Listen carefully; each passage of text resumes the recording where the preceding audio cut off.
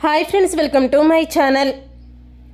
విక్కీ అరవిందులను అవమానించిన దివ్యని చెంప పగలగొట్టి క్షమాపణ చెప్పించిన విక్కీ తండ్రి ఓదారుస్తూ పద్మావతికి అడ్డంగా దొరికిపోయిన మురళి. నిజంగానే ఇదంతా జరగబోతుందా? అసలు ఏం జరిగింది అనేది ఈ వీడియోలో తెలుసుకుందాం. మురళి వేసిన ప్లాన్తో తన తండ్రి ఆస్తిలో వాటా అడుగుతున్నాడని ఆఫీస్కి లెటర్ రావడంతో కోపంతో రగిలిపోతూ విక్కీ అయితే ఇంటికి వెళ్ళి వాళ్ళ నాన్నని నిలదీస్తూ ఉంటాడు. అక్క, చూసావా ఈయన ఎలాంటి కుట్ర చేశాడో? ఈయన బుద్ధిని బయట పెట్టుకున్నాడో? ఈయన మంచితనం మాటలు చూసి మంచివాడు, అసలు ఏమీ ఎరగనివాడు అంటూ పద్మావతి ఇంటికి తీసుకువచ్చింది. అయ్యో పాపం అనుకుంది. ఈరోజు ఈయన కష్టపడని ఈ ఆస్తిని కూడా ఈయనకి వాటా ఇవ్వాలట. ఆఫీస్కి లెటర్ పంపించాడు, లాయర్ నోటీసు అని అంటూ ఉంటాడు విక్కీ అయితే. అప్పుడే అరవింద్ అయితే, నాకు తెలుసు విక్కీ, ఈయన అలాంటి వాడేనని అని చెప్పి అరవింద్ కూడా అంటూ ఉంటుంది. నాకు ఏ పాపం తెలీదు, నేను అసలు అలా ఆస్తిలో వాటా అడగలేదు. మీ ఇద్దరు నన్ను ప్రేమగా నాన్న అని పిలిస్తే చాలు అనుకున్నాను విక్కీ అని అంటూ ఉంటాడు. చాలు, నీ కళ్ళబొల్లి మాటలు ఈ పద్మావతి లాంటి దాని దగ్గరికి చెప్పండి, నా దగ్గరికి కాదు అని అంటూ ఉంటాడు విక్కీ అయితే. అప్పుడు విక్కీ కోపంగా లోపలికి వెళ్ళిపోతాడు. ఇదంతా ఇలా జరుగుతూ ఉండగానే ఇక కుచల అయితే అను రిపోర్ట్స్ అన్నీ చూసి వేరే హాస్పిటల్కి తీసుకువెళ్తుంది. ఫోన్లో అను రిపోర్ట్స్ని ఫోటో తీసుకున్న కుచల డాక్టర్కి వెళ్ళి ఆ రిపోర్ట్స్ని చూపిస్తుంది. ఇక చూపించడంతో మీ కోడలికి పిల్లలు పుట్టే అవకాశం లేదని డాక్టర్లు అయితే చెప్పేస్తారు. అది విని కుచల అయితే షాక్ అయిపోతూ ఉంటుంది. నిజంగానే అనుకి పిల్లలు పుట్టరా? మరి నా దగ్గర ఎందుకు ఎటువంటి ప్రాబ్లం లేదో అని ఆ డాక్టర్ అబద్ధం చెప్పింది. ఈ అను ఆర్య ఇద్దరు డాక్టర్ని అబద్ధం చెప్పమని ఉంటారు అని కుచల అయితే ఇద్దరి మీద కోపంతో రగిలిపోతూ ఉంటుంది. ఇక కుచల అయితే ఇంటికి వచ్చి అనుని అయితే అంటూ ఉంటుంది, చూడు, నీకు పిల్లలు పుట్టరని ఆ విషయాన్ని దాచిపెట్టి ఇంకా నువ్వు నా కోడలిగా ఇంట్లో రాజ్యం వెళ్దామనుకుంటున్నావేమో, అది ఎప్పటికీ జరగని పని అని అంటూ ఉంటుంది కుచల అయితే. త్వరలోనే ఆర్య చేత నీకు విడాకులు ఇప్పించి ఆర్యకి వేరే పెళ్లి చేస్తాను అని అనగానే ఒక్కసారి అను అయితే షాక్ అయిపోతూ ఉంటుంది. ఇదంతా విన్న పద్మావతి వెళ్ళి అనుని అడుగుతూ ఉంటుంది. అవును పద్మావతి, నాకు పిల్లలు పుట్టే యోగం లేదు. ఇప్పుడు అత్తయ్య గారికి ఆ విషయం తెలిసిపోయి నాకు విడాకులు ఇప్పించి ఆయనకి వేరే పెళ్లి చేస్తానని బెదిరిస్తున్నారు అని అంటూ ఉంటుంది. అను అయితే, లేదక్క, నీ చెల్లెలు ఉండగా నీకు అన్యాయం జరుగుతుందా? అసలు ఎప్పటికీ కూడా ఆ అన్యాయం జరగదు అని చెప్పి పద్మావతి అయితే వాళ్ళ అక్కకి మాట ఇస్తుంది. ఇదంతా ఇలా జరుగుతూ ఉండగానే ఇక దివ్య అయితే హాల్లో షటిల్ ఆడుతూ ఉంటుంది. ఇక దివ్య హాల్లో షటిల్ ఆడుతూ ఉండగా సరిగ్గా బాల్ వెళ్ళిపోయి విక్కీ అమ్మ ఫోటోకి తగులుతుంది. ఫోటో కింద పడిపోయి పగిలిపోతుంది.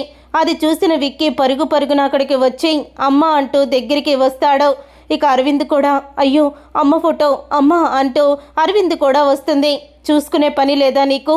అసలు మా అమ్మ ఫోటోనే పగలగొడతావా అని అంటూ ఉంటే, ఏమైంది, అద్దమే కదా పగిలింది, అయినా చనిపోయిన ఆవిడ ఫోటోని పగిలితే అంతలా ఇదైపోతున్నారేంటి? పోయేది ఎలాగో పోయింది కదా అని అంటూ ఉంటుంది దివ్య అయితే. అప్పుడే ఇక విక్కీ అంటూ ఉంటాడు, కేవలం నా భార్యకి ఇచ్చిన మాట కోసమే మీ ఇద్దరిని ఇంట్లో పెట్టుకున్నాను, లేకపోతే ఇంట్లో నుంచి ఎప్పుడో మిమ్మల్ని బయటికి గెంటేసేదాన్ని అని అంటూ ఉంటాడు విక్కీ అయితే. అయినా మేము గత్యంతరం కిల్లాకే ఏమీ రాలేదు, ఇక్కడ నాన్నకి సంతోషం ఉందని చెప్తే నాన్న కోసం వచ్చాను అని అంటూ ఉంటుంది దివ్య అయితే. మా అమ్మ ఫోటోని పగలగొట్టింది కాకుండా ఎందుకు అలా రెచ్చిపోయి మాట్లాడుతున్నావో అని అరవింద అంటూ ఉంటుంది. చూడక్క, నీకు నాకు రక్త సంబంధం అయితే ఉంది, కానీ మన ఇద్దరి మధ్య తిట్టుకుని అలాగే తర్వాత పొగుడుకునే అంత చనువు అయితే లేదో, నోరు కంట్రోల్లో పెట్టుకో అని అంటూ ఉంటుంది దివ్య అయితే. అప్పుడే అక్కడికి వస్తాడో మోహన్. వచ్చి ఏమైంది అని అడుగుతూ ఉంటే, అత్తయ్య ఫోటోని తను బాల్తో పగలగొట్టింది మావయ్య అడుగుతుంటే ఏవేదో సమాధానం చెప్తుంది అని అంటూ ఉంటుంది పద్మావతి. అయినా ఎప్పుడో చనిపోయిన ఆవిడని పట్టుకొని ఏదో ఇప్పుడు నేను చంపినట్టు ఇంత బిల్డప్ ఇస్తున్నారేంటి డాడీ? అయినా ఆ చనిపోయిన తల్లికి వల్లే కదా ఇదంతా మీరు మాటలు పడాల్సి వస్తుంది. ఆ అమ్మగారు ఆత్మహత్య చేసుకోవడం వల్లే కదా మీరు వీళ్ళ దగ్గర ఇంత చులకనైపోయారు అని అంటూ చెప్తూ ఉంటుంది దివ్య. ఇక దివ్య అలా అనగానే ఒక్కసారి కోపంతో రగిలిపోతూ ఉంటాడు మోహన్ అయితే. ఎవరిని పట్టుకొని ఏం మాట్లాడుతున్నావు నువ్వు అంటూ దివ్య చెంప పగలగొట్టి, నిన్ను నేను ఎంతో గారాబంగా పెంచాను, అలాగని నోటికొచ్చినట్లు అందరితో మాట్లాడుతూ ఉంటే ఊరుకుంటాననుకుంటున్నావా? తను నా దేవత నన్ను వదిలి వెళ్ళిపోయిన దగ్గర నుంచే నా జీవితం ఇలా అయిపోయింది. నా పిల్లలు నాకు దూరం అయ్యారు. ఇప్పుడిప్పుడే నా పిల్లలకి దగ్గరవుతున్నాననుకుంటే నువ్వేంటి అంటూ దివ్యని ఇక కసురుకుంటాడు, కొడతాడు, చంప పగలగొడతాడు మోహన్ అయితే. అప్పుడే ఇక దివ్య అయితే ఏడుస్తూ లోపలికి వెళ్ళిపోతుంది. అమ్మ అరవింద, దివ్య తెలిసి తెలియక అలా మాట్లాడిందమ్మా. తనకి తల్లి లేదు, చిన్నప్పుడే చనిపోయింది. అందుకే మంచేదో చెడేదో తనకి సరిగ్గా తెలియదు. నన్ను క్షమించమ్మా దివ్య తరపున అంటూ అరవింద్కి విక్కీకి క్షమాపణ చెప్తాడు. విక్కీ తండ్రి అయితే ఇక విక్కీ అరవింద ఇద్దరూ కూడా అమ్మ ఫోటోని చూసుకొని బాధపడుతూ ఉంటారు. ఇక దివ్య స్విమ్మింగ్ పూల్ దగ్గర కూర్చొని వాళ్ళ నాన్న కొట్టిందంతా కూడా తలుచుకుంటూ ఉంటుంది. అప్పుడే మురళి అక్కడికి వచ్చి ఈ బ్యూటీని ఇప్పుడు ఓదార్చి నేను దీంతో రొమాన్స్ చేస్తాను అని అనుకుంటూ మురళి అయితే దివ్య దగ్గరికి వెళ్తాడు. దివ్య దగ్గరికి వెళ్ళి దివ్య పక్కనే కూర్చొని, అయ్యో దివ్య, ఎందుకమ్మా బాధపడుతున్నావు? బాధపడుకు అని భుజం మీద చెయ్యి వేసి ఓదారుస్తున్నట్టు తన శరీరాన్ని తాకుతూ ఉంటాడు. అప్పుడే దివ్య అయితే, చిన్నప్పటి నుంచి నాన్న ఎప్పుడూ కూడా నన్ను కొట్టలేదు.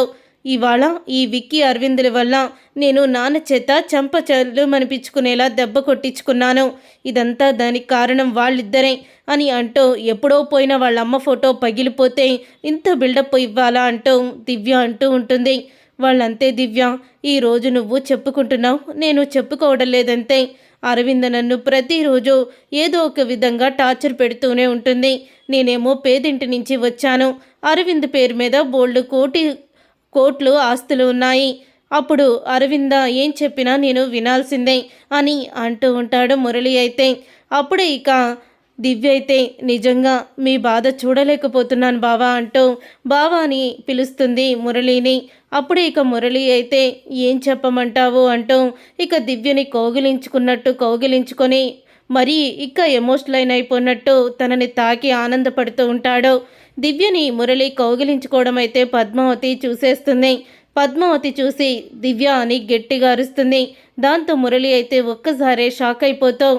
ఏం చేస్తున్నావు నువ్వు ఇక్కడ అని అడుగుతూ ఉంటే, ఈ ఇంట్లో మానవత్వమే చచ్చిపోయింది, మానవత్వం మిగిలిందంటే భావ రూపంలోనే ఉంది.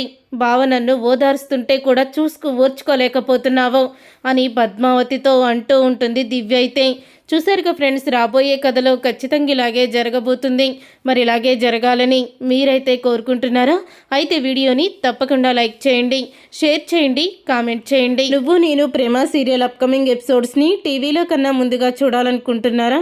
అయితే వెంటనే ఛానల్ని సబ్స్క్రైబ్ చేసుకొని పక్కనే ఉన్న గంట సింబల్పై ఆల్ అని క్లిక్ చేయండి.